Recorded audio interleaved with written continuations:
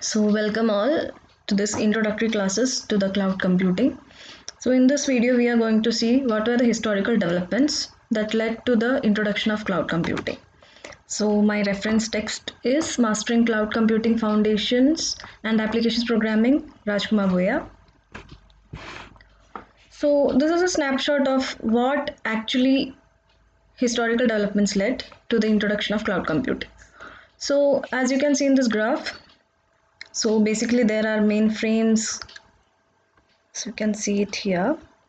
So you can see mainframes here, clusters, grids, and ultimately clouds came. And along with them, the improvement in networking technologies also came with time. So we will be seeing each of these in detail. So which are the first historical developments that led to cloud computing development? First of all, the most important one was distributed system. So first of all, the distributed system came, and after that came another concept of virtualization. Then came Web 2.0. We are using internet, and today it's so advanced that it is now called as Web 2.0. Then came service oriented computing and utility oriented computing. We'll be seeing each of these in detail actually. So what is a distributed system? A distributed system is a collection of independent computers, and these independent computers appear to its users as a single coherent system. It's composed of multiple independent components, and each components are perceived as single entity by the users. Okay, so there will be multiple independent components, but together they are seen as a single entity by the users. Now, what are the properties of distributed system is they're heterogeneous. That means over an internet connection, this or over a distributed system, the machine should not be alike. They can be different. They can be running on different operating systems. They can be having different configurations, everything.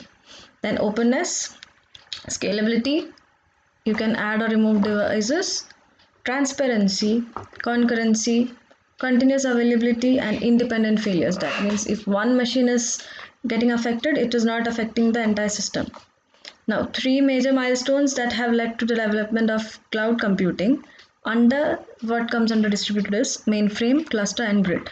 So under this distributed system, this era is again divided into three: mainframe, cluster, and grid.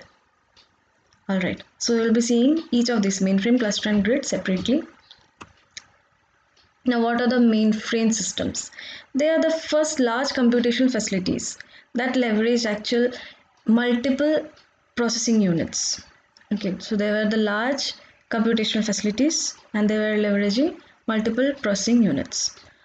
Mainframes are powerful, high reliable computers specialized for large data movement and massive input output operations. They were mostly used by large organizations, and the purpose was bulk data processing. And the tasks such as online transaction, ERPs, and other operations involving the processing of significant amounts of data were carried out using the mainframe systems. They offered large computational power by using multiprocessors, and where they were presented as single entity to the users. So as you can see in the cloud itself, a single entity will be visible to the users. So that is again seen in this mainframe systems. Now, one of the most attractive features of mainframe system was the ability to be highly reliable computers. That means they're always on and they are capable of tolerating failures transparently. So basically these mainframe computers are considered as highly reliable computers. They are always on and they are able to tolerate failures. No system shutdown was required to replace failed components. So that is the most important advantage. So while replacing, you don't have to shut down the system. Batch processing was the main application of mainframes, and it's still in use for various purposes like transaction processing, like online banking, air ticket booking systems. All these are actually using these mainframe systems even now. So under the distributed computing, we have seen second component, that was cluster computing. So these are an alternative to the mainframe systems. So what we saw in mainframe systems that they were large, massive single units, right? But then came another idea of cluster computing. The technology advancement that created faster and more powerful mainframes eventually generated an increased availability of cheap commodity machines as a side effect. So, while building big machines, we had created cheap machines. That means cheap, inexpensive systems were generated. And these machines could be connected by high bandwidth network and controlled by specific software tools that manage them as a single system. So ultimately, in the race of building big systems, we generated small and inexpensive systems, and the idea came to connect them through a high bandwidth network. And that will be controlled by specific software tools that can manage them as a single system. So that was the idea behind cluster computing. So going in detail, clusters are standard technology for parallel and high performance computing. So again the term of parallel is coming here. They were cheaper than mainframes and made high performance computing available to large number of groups, including universities and small research labs. They have contributed considerably to the evaluation of tools for now what all they have contributed is distributed computing, parallel virtual machine, message passing interface. Using clusters, computational powers of commodity machines could be leveraged to solve problems that were previously managed only on expensive supercomputers. So previously whatever we were able to do on expensive supercomputers can now be managed or using these clusters. Clusters could be easily extended if more computational power was required. So whenever the requirement came, we can add more systems. So they gave the concept of scalability here. Now another concept that is again the part is grid computing. So what grid computing does is, see, we have services, utilities like power, water, gas, etc. So how do we actually pay for it? How much we use, that much we pay. In your home, you have electricity, more you use, the more you pay. So that concept was utilized for grid computing. So users can now consume the computational resources in the same way they use other utilities like power, gas, water, etc. Grids initially developed as aggregations of geographically dispersed clusters. So grids are also aggregation of clusters. Aggregation of geographically dispersed clusters using what? Obviously internet connections. These clusters belonged to different organizations and arrangements were made so that computational power could be shared among them. So basically you can consider grid as a aggregation of clusters. And utility, the concept of utility came using this grid computing. Now what is the difference between a cluster and a grid? A computed grid was dynamic aggregation of computing nodes. Alright, and its scale was nationwide or even worldwide. It's different from a large cluster, which means it's not that geographically distributed, but grid is a geographically distributed.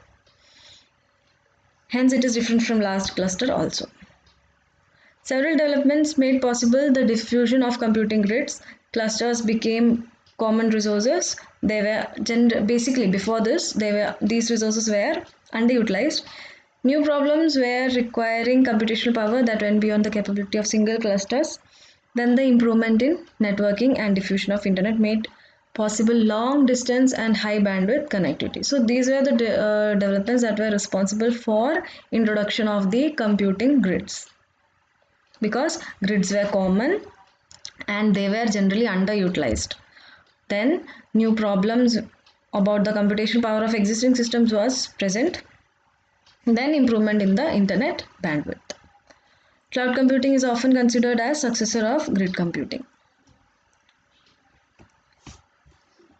Now, Cloud actually embodies all aspects of these three main technologies. We had these three mainframes, clusters, and grids. So, what came from where, which? That we are going to see here. Computing clouds are deployed in large data centers hosted by a single organization that provides services to another. So, the hosting companies have large data centers in which they actually host cloud services. Clouds are characterized by having virtually infinite capacity, being tolerant to failures, and always being on. It is similar to mainframes. We have seen it there. They're always on, they're tolerant to failures, and they have infinite capacity. Now, similar to clusters, what they have? The computing nodes that form the infrastructure of computing clouds are commodity machines, and it is similar to the clusters. Now, last one that is introduced by grid computing is the services may be available by cloud vendor and they are consumed on pay per use basis. So you are paying only for what you want or what you use. So that pay per use basis was introduced by grid computing. So three different concepts introduced by three different technologies.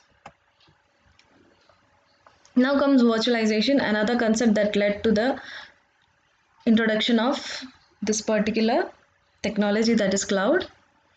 Now virtualization allows abstraction means you're actually hiding something that is not that necessary to be known and you're only exposing the important features. So it actually allows the abstraction of fundamental elements like hardware, runtime environment, storage, networking, everything. All right. So simple case of Google Photos. So are you actually knowing where the storage and everything is happening? No, right? So basically we will be aware that yeah, you have an account and you can see all your data that is stored there, right? So virtualization is again an abstraction method. It's essentially a technology that allows creation of different computing environments. These environments are called virtual because they simulate the interface that is expected by the guest. So what a user wants to see, that will be available by virtualization. So that is what is said here. The environment are also called virtual because they simulate the interface that is expected by the guest. So if you want an operating system of Linux, you can get it there. Or if you want Windows to run, you can get it from there. So what platform you want, you will get. So that is why it's known as virtual. It's not fixed. Alright, according to your requirement, it will change. The most common example of virtualization is hardware virtualization. It allows simulating the hardware interface expected by operating system. Alright, so one of the example is hardware virtualization, which we will be seeing in detail in our later classes. And a brief introduction to hardware virtualization is it allows coexistence of different software stacks on top of same hardware. These stacks are contained inside virtual machine instances which operate in isolation from each other. The other types of virtualization also storage and network virtualization. Next important technology that led to the development of cloud is Web 2.0. The web is primary interface through which cloud computing delivers its services. Very important point to be noted. It's the primary interface. Without a Chrome or a Firefox browser, you can't actually use the cloud services. So web is the interface that is connecting you to those services. At present, web encompasses a set of technologies and services that facilitate interactive information sharing, collaboration, user-centered design, application composition. So all these services are facilitated by web. This evolution has transformed the web into a rich platform for application development and it is known as Web 2.0. Because of the latest advancements itself, web is now transformed as Web 2.0.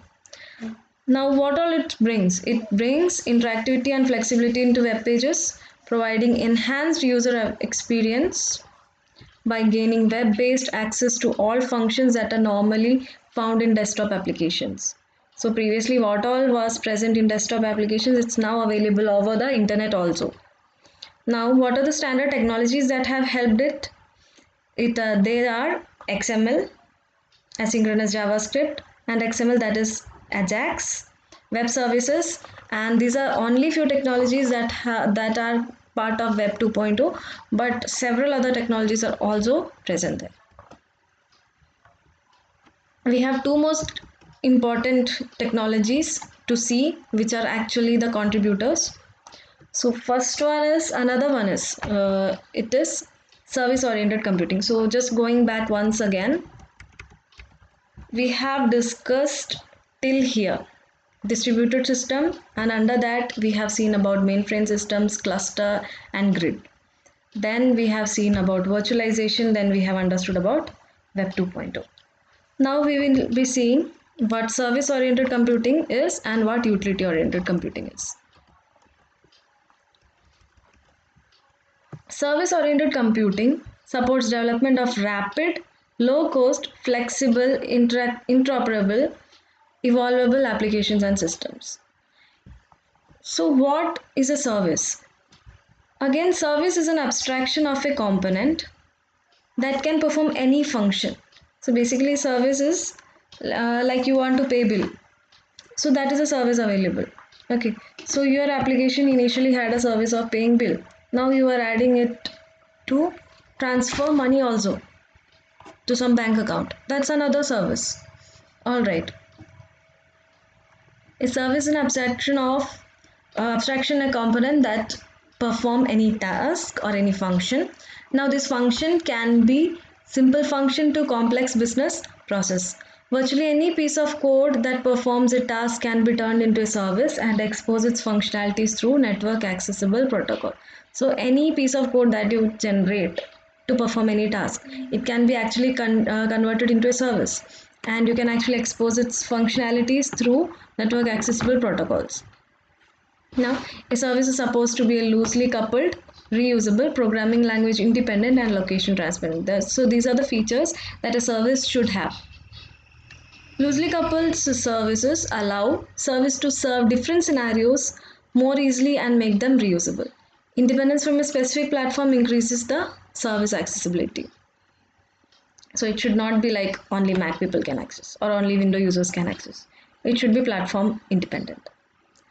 Services are composed and aggregated into service-oriented architecture, which is a logical way of organizing software systems to provide end users or other entities distributed over internet with services through published and discoverable interfaces. So you need interfaces. So what is the architecture? It is service-oriented architecture. And what SOA means is, it's a logical way of organizing the system so that your service is discoverable to others. So if you have created a service and you have placed it over internet, people should be able to access your services. So for that you need to create interfaces and all. Service-oriented computing introduces two important concepts fundamental to cloud computing: quality of service and software as a service.